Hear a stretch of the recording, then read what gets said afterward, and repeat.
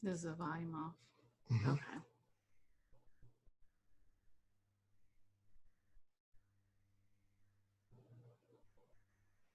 Here, stick that right there. You'll just be able to press it. You probably have to do it because you'll be Okay. close.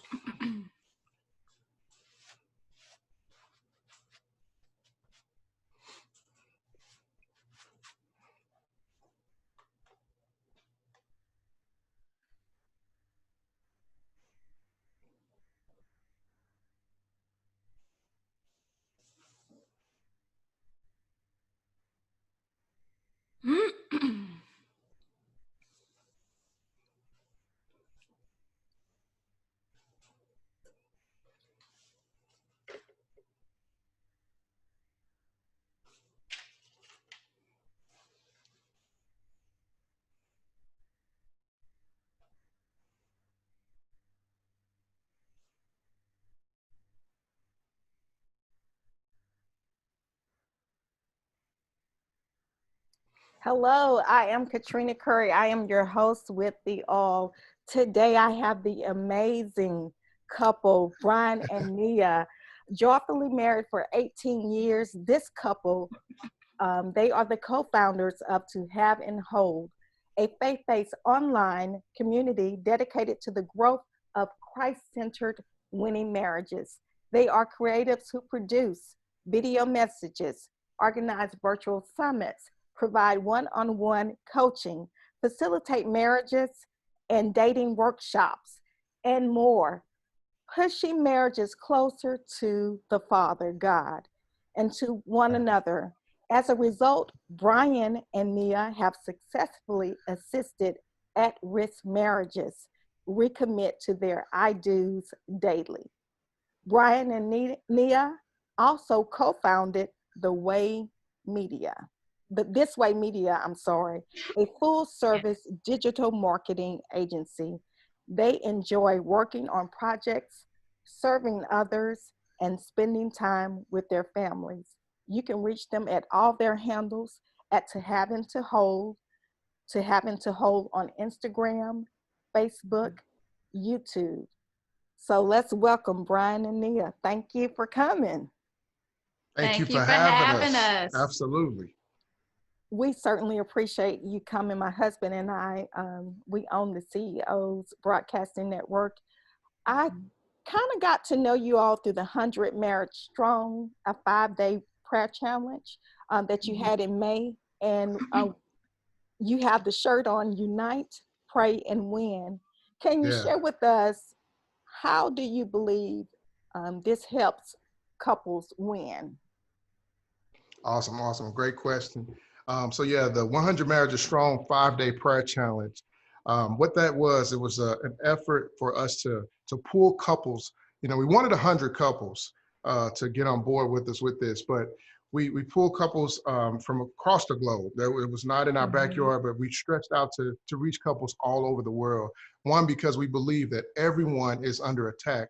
Whoever is saying I do and honoring marriage the way God designed marriage, the enemy is going to attack those marriages. And so we reached out across the globe to get 100 marriages, 100 couples to say yes. And there was over 300 couples that actually signed up and registered with us. And we wanted us to all come together to unite. That was the first thing. And then coming together, we said, hey, we're going to pray, because we know one thing: I can talk to you, you can talk to me. But if we come together collectively and talk to the Father, oh my God, we unlock a whole world of solution that we never tapped into when we're just dealing with each other alone. And so the last part of it was win, which was when we talk to the Father, when we come together, we unite. When we talk to the Father, we're gonna win. It's a guaranteed win. So Yes. that's your 1 mile view of what the whole 100 Marriages Strong was about. But it was an amazing event, amazing event. Do you want to add anything, babe? Or No, that's good. And we covered, focused on some of the areas that marriages are torn apart over: yes, strongholds, forgiveness, commitment, finances, and just a love that lasts, that not to use the D word, that's we right. don't have to go right out to the D word, but Yes. helping them to work on their marriage by bringing their problems to God. and getting skills. That week we gave and taught a lot of different skills. People don't get married to prove that they can't do it. Right. You know, and oftentimes a lot of the reasons why people end up in divorce, I say it the D word, but a lot of reasons why they end up in divorce is because they don't have skills. That's right. So They don't have the tools. that's right. So we offered that week, and it was great. So the 100 marriages strong and the 5-day marriage also, what now? No, ma'am. Go ahead. You're right. Okay, I'm sorry. This was especially unique to me and exciting because my husband and I wrote a devotional. It's a 28-day devotional, Declare a Thing, a Radical Love Affair. And what blessed me about that is when we believe when the Lord gave us the title, it certainly produces a radical love affair because you come from a space where you're sowing in prayer. So you're sowing and you're reaping the benefits. And I'm able to tap into his day better. I'm able to not be offended easily. I'm able to flow in the spirit better. And so I got that. That's what got me so excited. And I wanted to have that exchange and meet you all because I believe we begin to grace people more. We begin to have that radical love, and you move from this philios love to more agape love. So we begin to handle each other better. I began to handle him as a son of God better. I began to handle things better. We begin to handle things better. We handle each other better, and we handle situations that are outside our home better. So for this reason, I'm excited that you all gave the clarion call, that you drew people in around the globe and began to minister to them to get to that place where there's a radical love and there's grace in that. So anything else you want to share? Because y'all got me excited. Yeah, it was 100 marriages strong, and I will say that we had some marriages, well, people that were representing their marriage, they were separated, but they stood in the gap. And you know, we we put it out there, but what was interesting is getting inboxes day in and day out, praying for them. You know, through this technology is just awesome, because when he say into the world, you literally can do that now through technology. That's right. We had people from UK on there, South Africa, and people were inboxing and telling us their situation, and I'm thinking, we are strangers. They don't know us from a can of paint, but they opened up their heart in an inbox, and they are crying for help. Crying to God for help. So that sealed it for us as far as knowing that, yes, this is God. It was confirmation, and he blessed, and people found strength. They found hope in resolving and reconciling their marriage. That was the one thing too, just to add, which was so amazing to experience, was you have all these people that you don't know and they don't know you, but for whatever reason, and I'll leave it right there for right now and say, for whatever reason, they seen hope. They seen hope. That's the you know, here it is. This a young couple. Young couple. We ain't, you know, we ain't nobody, you know, but people would see that and they seen hope. And one thing that we did before we even started this, we had, you know, we didn't do this by ourselves. We had a team of 14 other couples that partnered with us, from, you know, different couples that work in ministry together to, you know, they just love each other, whatever the case may be. But we prayed and we really did our best to consecrate ourselves because we really wanted God to move and to have a drawing spirit up on this project, because we wanted to help people, you know. And so I was telling her, I said, people don't look for places for things that they're looking for if they don't believe they can find it there. Come on. You know, when you're looking for your keys, you don't look anywhere in the house that you would not believe it was there. Right. You know, but that was just such a blessing right there, to know that God had trusted us to be those conduits, you know. So it was I'm still excited about the project. Yes. Just amazing, just awesome that you are that hope, that you both brought light and illuminated Christ in those marriages. Christ is hope. So Yeah. yeah, that's awesome. You two share a lot on your videos, and you talked on one of your videos about the restorative sales and how when we have an injury or we cut ourselves, that those sales go immediately to rush. And also, even if we even betray ourselves by, if we want to bring harm to ourselves, still those restorative sales come. So we're made to survive. Yes. So that perspective that you shared with your audience was amazing. And you also said we often throw out the D word, and we don't give restoration a chance. One of the things that I like to share is I got an HR background, and so I read a Stephen Covey article, and he talked about the restorative sales. And the spin on that is, he said, well, the sales come to rush, but he said, what you're truly made of, the hour that you have an issue, what you're built for, you're the sales. You're the ones that come to restore your marriage or restore the relationship, because in the grittiness, in the bacteria, in the injury, even though you're injured, you should have the mindset that you want to rebuild and restore that relationship. So that's why I really love that you always talk about commitment, recommitment, forgiveness, all of the elements. So can you share with us some of those insights that you graciously share with your audience, all the time? Absolutely. The restore. Do you want to talk about the restorative sales, or which part you want to jump in on? I know it was loaded, but restorative sales as well as stepping back from the D word. Okay. Yeah. So you want to walk backwards? Step back from the D word. Okay. All right. Well, cool. So she said, follow my lead. I'm with that. Okay. Awesome. Yeah.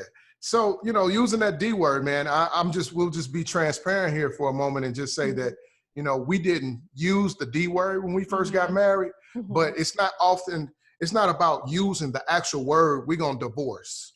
I think when that word comes out your mouth, you're really beyond that point. But what we were doing was demonstrating the behaviors, and we had language like that. We would get into it, might get an argument about something so silly and stupid, we couldn't even remember what it was. But I would say things like, oh, you can go back to your mama house. Or she might say something like, I ain't got to be here, or whatever the case may be. But what we were doing, we were defining the D word. We were defining the D word, divorce. And we ain't talking about no curse words, y'all, because we say and got all that, but no, for real. We was talking about divorce. And we threw that around back then because we didn't really know what we were doing. We didn't know the seeds that we were planting by fostering that behavior. I would do it as the man of the house. I'm doing it. I'm sowing that seed into our house. Then guess what? She did it. And it just kept bearing fruit back and forth until we like, hey, wait a minute. We can't be doing this. And, then also so we stopped doing that, of course, because we came to the light. God showed us ourselves and said, hey, y'all are speaking this. See, people don't understand how strong your words are. Power, life, and death is in your tongue. That's the word. That ain't my words or her words. That's the word. And with the power, life, and death being in our tongue, the things you say, your environment starts shaping to that. It starts forming to that. There are studies that have been done to where if you constantly telling yourself every day, I'm stupid, I'm stupid, I'm stupid, I'm stupid, you'll eventually start doing stupid things. Because what you're doing is out of your mouth, it's coming out of your mouth, going into the atmosphere, back into, ringing in your ear, getting down in your spirit. And all you're doing is building a faith up. That I am stupid. I am stupid. But you can do it the other way too. And that's what we started doing. We stop that talk, stop that language, because we didn't get in it to say, we didn't say I do to say to prove we can't. And too, with divorce, we are in a society now that it's what I feel like, what feels good. And I want to do me. And I'm seeking my happiness. And so we make decisions based on that. And God is saying that what I have put together, let no man separate. No man. But the moment that we decide I'm not happy, then we think that that's our exit out. You know, that's our way. Well, we're just not happy, or irreconcilable differences. You know, we think that that's okay. And it's so casual now in the world. And you see it almost just as casual in the church, you know? Yeah. And so we just have this thing where we really try to push that divorce is not something that you just woke up and, oh, I wanted to divorce. It was a seed that you cultivated. It was the words that you said that projected your actions. And over time, it's a seed that germinates and it becomes divorce. And before you know it, it's how did I even get here?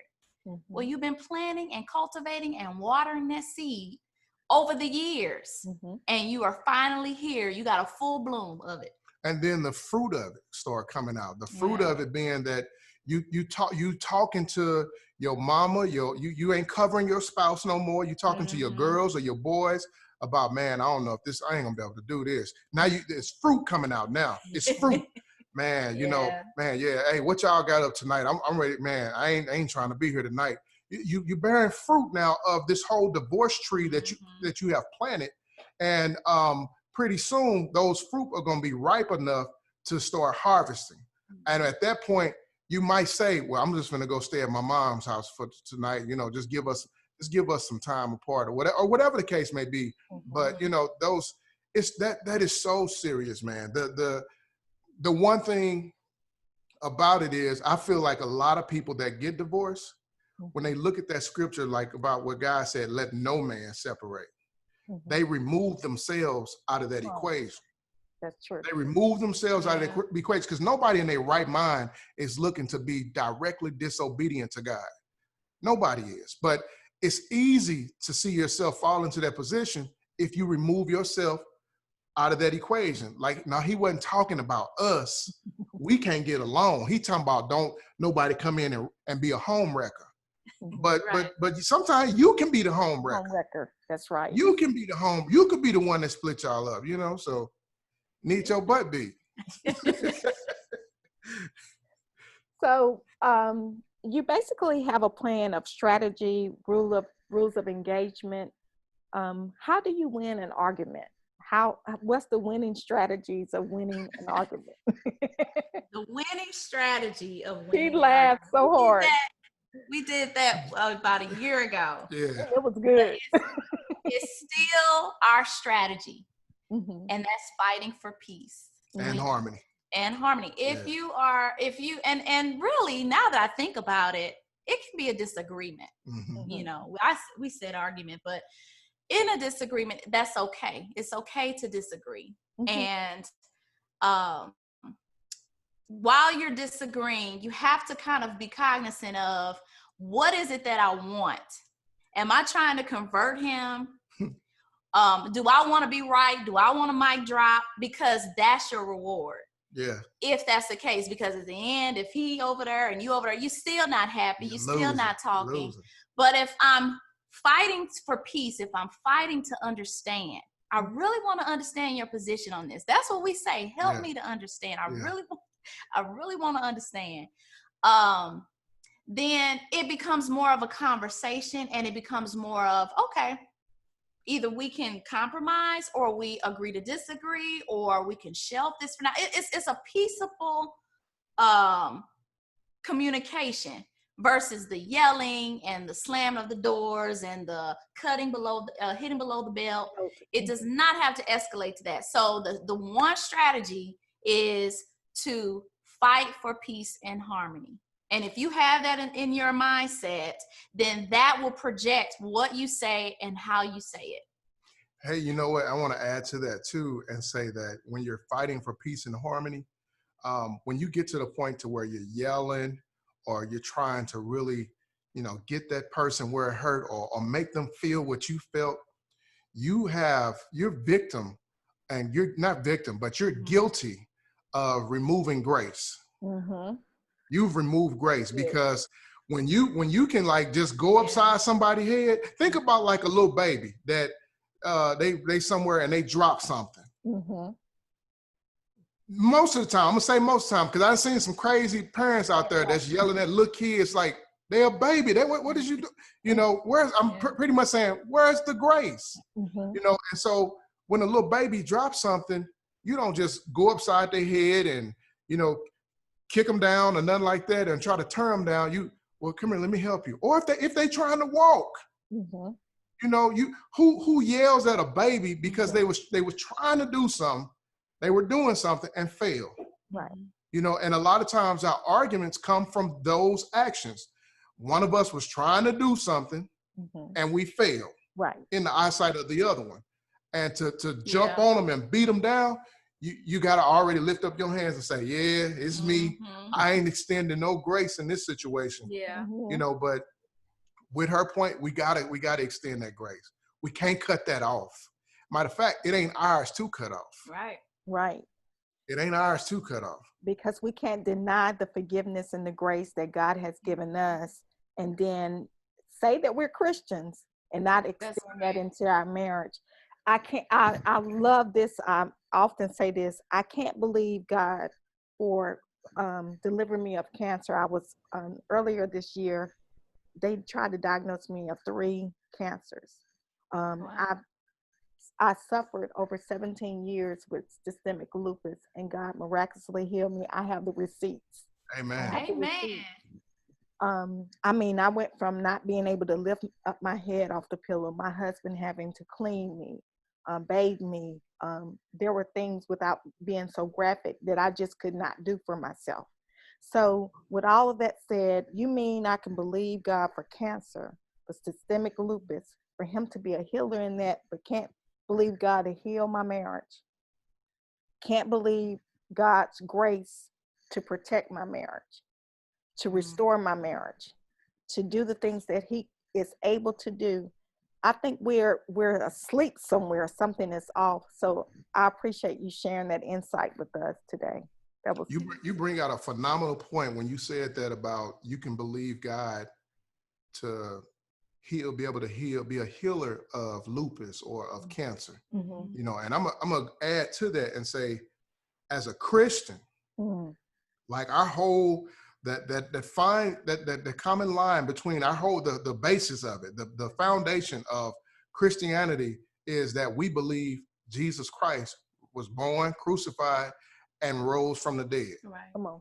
So, you know, if we believe that and we say that he's Christian, we say that we're Christians, you know, where is our faith to believe that our indifferences, whatever she do to me, why do I think that whatever she's doing or whatever is bigger than what God did on the cross? It's bigger than what he did in the tomb, you know? And it's like, man, you kind of really, you have to put your whole belief aside to be able to divorce and to say, nah, this ain't gonna work. So yeah, it's just triggered a thought with and me. we know there are circumstances for divorce. There are, we absolutely, do. yeah. So we're not just saying across the board. I know Right.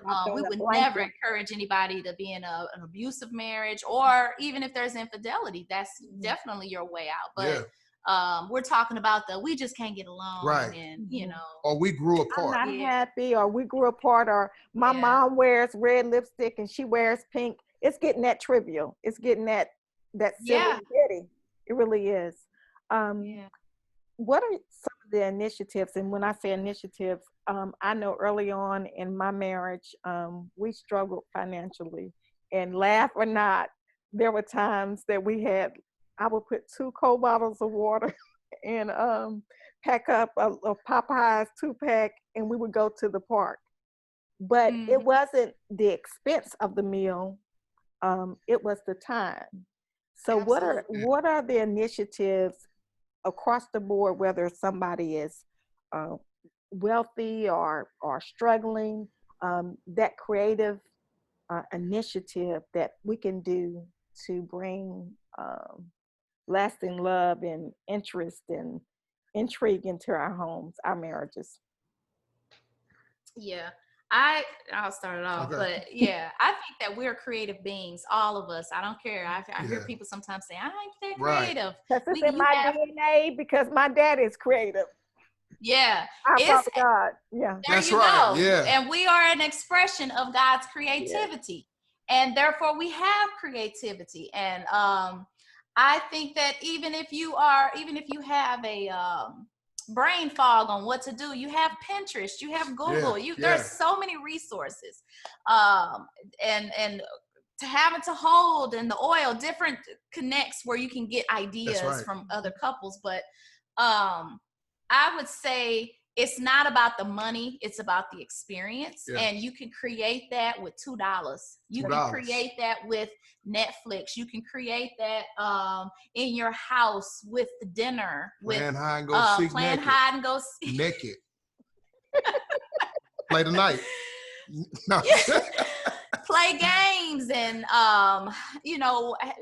watch movies, have an indoor picnic, have an outdoor picnic in your back, like you said. Play Uno. There's just play games and have we have this thing called dirty version. It could be an Uno game. Have your own happy dirty version. Right. But there are things that you can do that does not cost anything. You can go walk around a museum. You can walk in the park. You can set goals and of working out, losing weight, health, whatever, it's endless.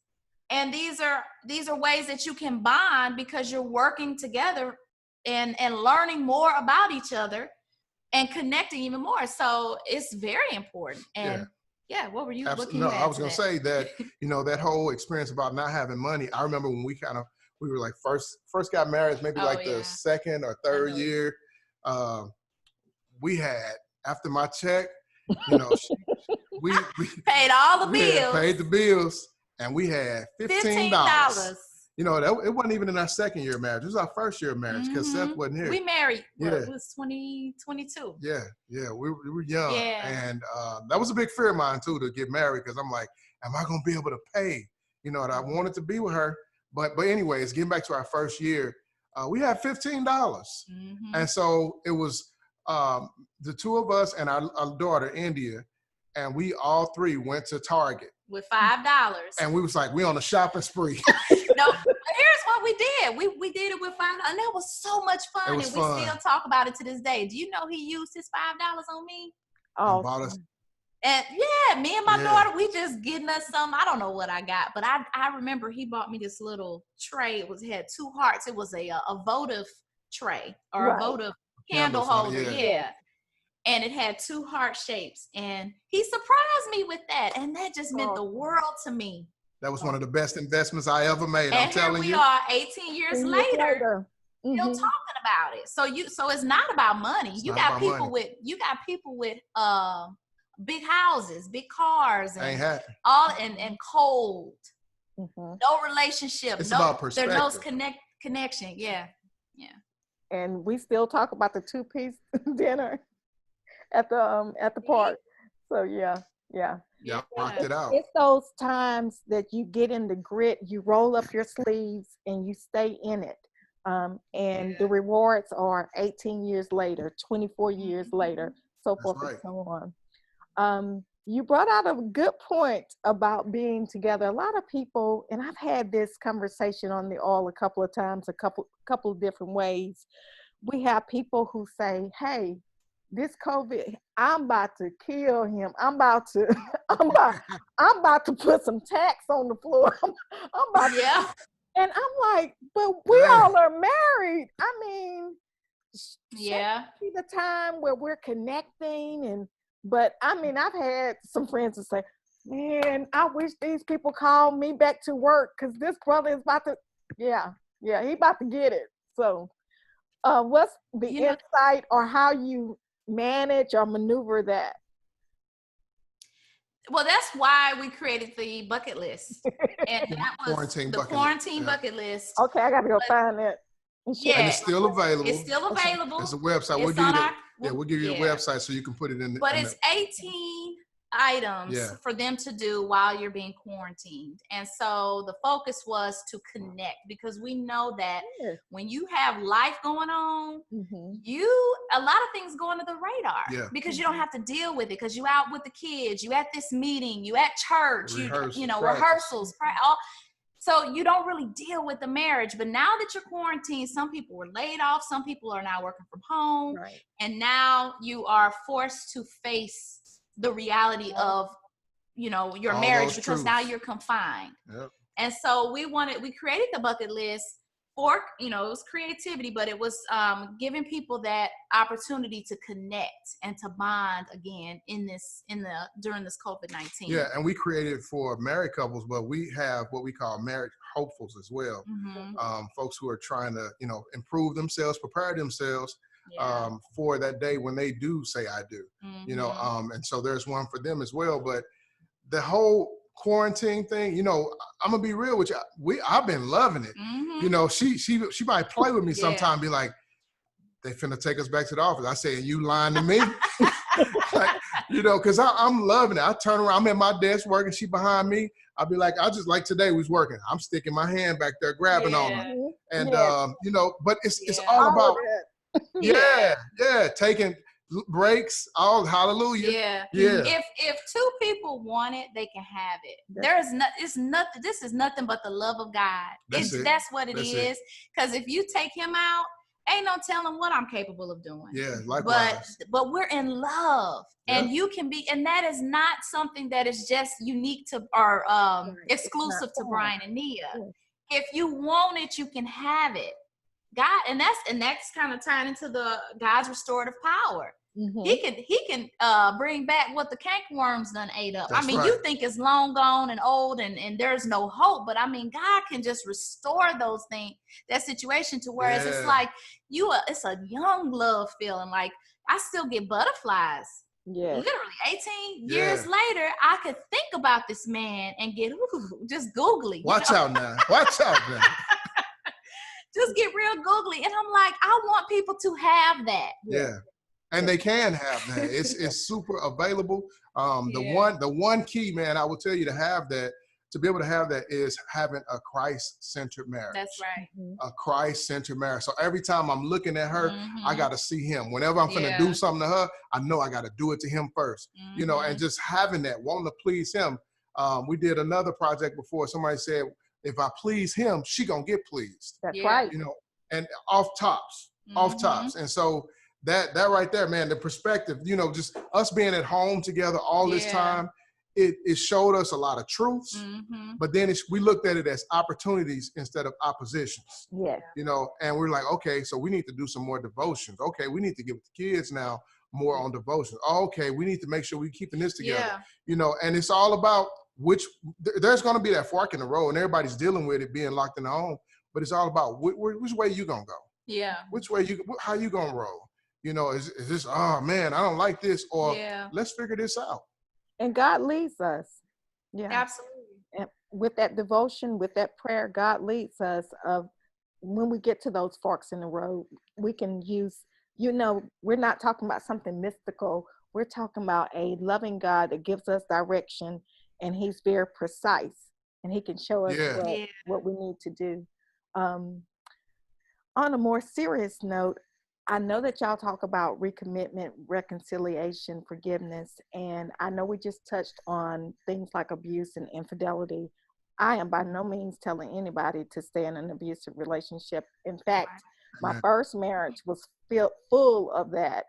And, but I wanted to talk about, you know, how do you deal with couples who not only face the impurity of a marriage with sexual infidelity, emotional infidelity, financial infidelity. Because my husband and I, we talk to couples, and you know, things happen like financial infidelity, like a wife comes and says, and it can be the man as well, but in our experience, it's mostly the wife that comes and say, hey, I think we're 47 now. I think I need to tell you some things. Retirement, we might need to work on that differently. I'm in about $47,000 worth of debt, credit cards.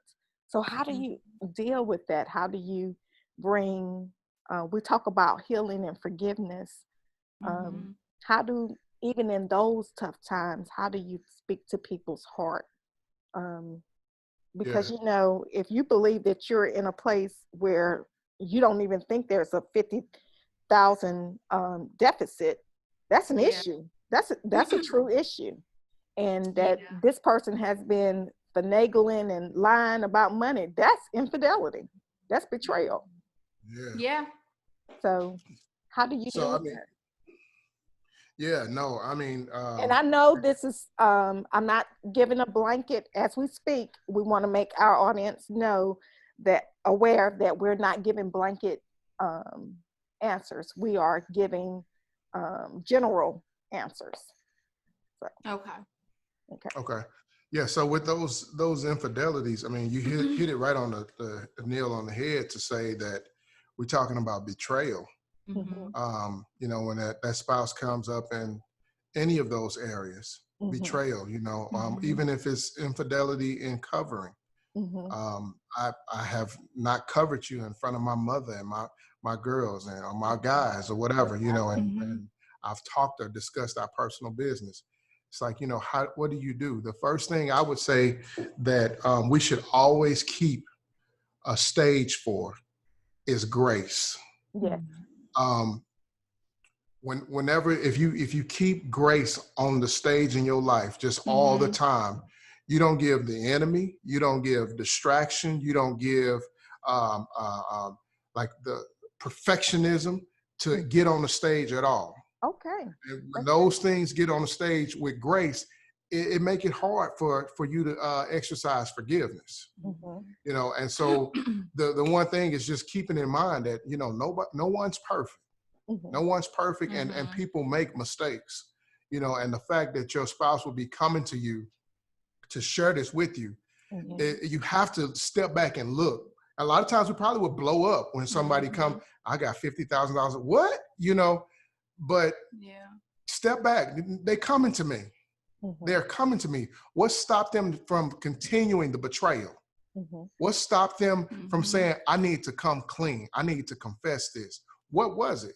You know, and so if you can just hug grace while they talking to you, you know, to know that whatever they're dealing with, whatever we're dealing with, I don't want to sound so mystical and so super, you know, spiritual, but whatever we're dealing with, it ain't nothing new to God, and it ain't nothing greater than God.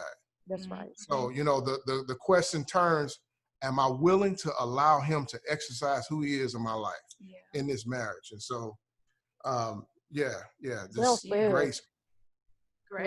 And then also sourcing, kind of like getting down to the root. And I could use a personal example. When I shop, and we see sometimes when women tell the truth. Shame a the lot devil. of times you see that on TV where they hiding packages. Yes, Lord. That's an issue. And I will admit that now. Years ago, you could have told me that, but he had to pin me down. And we have this thing where we say, let's source this. Let's source this. Verbally, y'all, not physically. I ain't pinning down. While we're talking, because he would see things on the statement or that would come across in his email. What's this you ordered? Or why didn't you tell me? And that would be his question. Why didn't you tell me? I don't know. I just don't think. No, let's source this. Let's source. So that means you got to drop what you're doing, and you have to really dig, peel back those layers, and this is why. And I don't want you to do it because I don't want you to tell me no at the end of the day. Why don't I want you to tell me no? Because we have goals. Because the money that you're using to buy that dress and buy that 2-piece suit, we could be paying off debt. We could be planning this vacation. We could be, whatever. Investing in we our have future, goals, and what you're doing is counterproductive to those goals. So a lot of times it's sourcing. Why don't we want our spouse to discover certain things? Why are we hiding? Now, we're talking about like the emotional and the financial, the things that you mentioned, obviously not sexual, but the things that we kind of like sweep under the rug as kind of little marital misdemeanors, you know, well, this ain't gonna hurt nothing. It very much is, because like you spoke of, it is betrayal. It is being dishonest and not, and hiding a part of yourself. And so we're working on that, we are still working on that. I tell him, I communicate for the most part when it's something big, because that's his thing. If it's a big purchase, we need to communicate. Don't just have something showing up at this house you done spent $300 for and you ain't said nothing to me. And her line would be, I could take it back. It can go back. That was one of them. Like, but wait a minute, my famous one is, but look at this receipt. I saved $177. you just shopping at Kohl's. Or you keep it in the back of your closet. Me keeping it in my closet don't bring it out for a month or two. So where you get all these old things? And we laugh at it now, but I'm telling you, these were issues. These were some real issues, and sourcing, getting down to why. And if you can really be honest with yourself, it's not good for you anyways. Hey. And your spouse is there to help you. Mm-hmm. I'm gonna say this, you hit on something really good, sourcing. A lot of times when we have these issues, yes, we look at the what they did. That's right. It's very, very important to look at why. Look at why. We're not don't look at the why to see who fault it was, right, or to blame it, because if you look in there to see who fault it was, you're still on the surface. You still up in the clouds. But God's given us this thing called sourcing, mm-hmm. And with other couples that we have coached, we help them with that and talk about sourcing to where you go back as far as you can remember into your childhood. Yeah. To figure out, people may say, whenever they get into it, if we were to argue, my voice always go up. Well, why does it go up? And I wasn't even busting you out like that. But why do the voice go all the way up when we having a disagreement? Why we can't talk? But, you got to source that. Or why is it that you always want to be out in front and center? Source that. Or why are you always questioning what you're doing? Source it. Instead of looking at what's happening right now in the moment, mm-hmm. the what, go deep and look at the why. Yeah. Sourcing is so powerful because once you realize what it is, you can conquer it. Liberate. As long as you don't know, then that thing still has a hold on you. But once you can identify it, you feel it's because all it is it's an association. Mm-hmm. And it's a feeling that's associated to something that you haven't identified. You could feel it. Sometimes it's a smell. Sometimes it's a sound. It could be colors. It could be somebody that looked like somebody like you. I don't like that person. And it really could be because that person looked like your bully in sixth mm-hmm. grade. That's right. And all this stuff is in deep down in our psyche. And it's kind of like bringing it out and really getting to the bottom of why we do things. Why are we doing it? Why are we saying it? Why am I hesitant? Why do I have my reserves? Why am I hiding? Yeah. So. And when you don't source, all you're gonna find yourself doing is just a lot of patchwork in life. Yeah. In your marriage, just a lot of bandages in your marriage, and nothing really experiences true healing. Mm-hmm. Nothing really experiences true liberation to where you can become free from the mm-hmm. confines and the restrictions of those things. Because when you don't source, it's going to perpetuate. It's going to continue to happen over and over again. And what will happen is you could destroy a really good God-given relationship because you didn't take the time to look at the why. Yeah. You always logged the what. They did this, they did this, they did this, they did this, and they did this, and they said this to me. Mm-hmm. But why? Yes. Let's go to the why. What's going on? Let's look at that. Yeah. If you don't mind, I want to share a story. I do have the liberty and permission to share this story. However, they told me to never use their names. So we had a couple that came to us one time, and I think they were married 26, 28 years. And all of a sudden, he started having these sexual infidelities. Mm-hmm. And just all of a sudden. And so when they came to us, I just knew something it was like a blockage. It was just something. And he got down on his knees and groveled like a dog to mm-hmm. his wife. And I was like, I just recognized it. And then I said, I was scared to say it. I said, were you molested? Mm. And he was molested, not only just molested as a child, but by one of his mom's boyfriend. And when he told his mom, you know what she told him? She said, we're in a better position than we ever been. We're not living in the projects. We live in a nice house and he feeds us. And the lights are paid. We're not worried about lights. So his first love of a woman told him that we're going to sell you. Yeah. That was really sex trafficking back then. We're going to compromise you. And so his appetite began to grow because he started questioning his manhood. And it manifested years, after they had children, they had a good marriage. Yeah. Like you just said, you can begin to sabotage a God-given marriage. And, and I said, it sounds harsh, but this really, to his wife, this does sound harsh. This really doesn't have a thing to do with you. It had everything to do with some unresolved childhood issues. And imagine that's the first woman you trusted, the first person you love, woman that you love, the first person you tell your secrets to. And she actually just basically sold him out for a meal and a home. So, so it's always important, like you said earlier, to know the why. And he has given us the liberty to share the story again. We can't share his name, but it's just amazing of what people go through and knowing the why and why his behavior all of a sudden started to change. And he had been wrestling with that for years. So, sorry to bring such a heavy story, but that's real. real. That when you said you need to know the why. And so it took some restoration. It took some work. They're a very strong couple. Amen.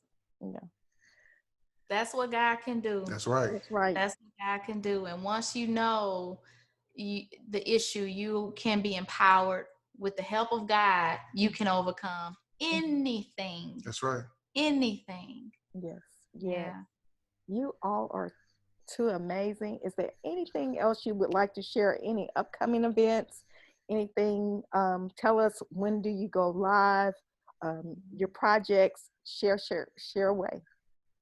Yes. So, and let me know if I'm leaving something out, but we have what we call Live at 5, and that's what we've been doing on Sundays at 5 p.m. Central Standard Time. We are interviewing couples who have married under unconventional circumstances. So the past interviews have been a couple that found love after 50. The other one was a couple who found love again. This was about separation and reconciliation. Awesome. And that they were awesome. This past Sunday, we had a couple who found love online. That's right. So we're not gonna limit God on that's right. how you can find love. But they seem so perfect for each other. Yeah, so perfect for each other. So perfect. And so this Sunday is Father's Day, so we're not going to have the Live at 5, but thereafter we will have a couple who found love fast. I mean, and they have an awesome story, but he saw her propose to her in 4 months. So we're excited about that. We're writing. We have some things that are coming up. Another event that we're going to host online that's coming up this fall. So God he's pouring into us. He is really pouring into us, and we're excited about things that are coming up. And we're excited of all that you have pouring out of you, that he's pouring into you, that we get that overflow. We certainly appreciate all the work that you do and all the healing, the uniting, the prayer, all of that. We really appreciate it because we need that now with marriage. Absolutely. We all do. Yes, ma'am. And as you said earlier in the introduction, that when you say I do, you are a target. So absolutely. Yes. But we don't want people to be fearful. Yes.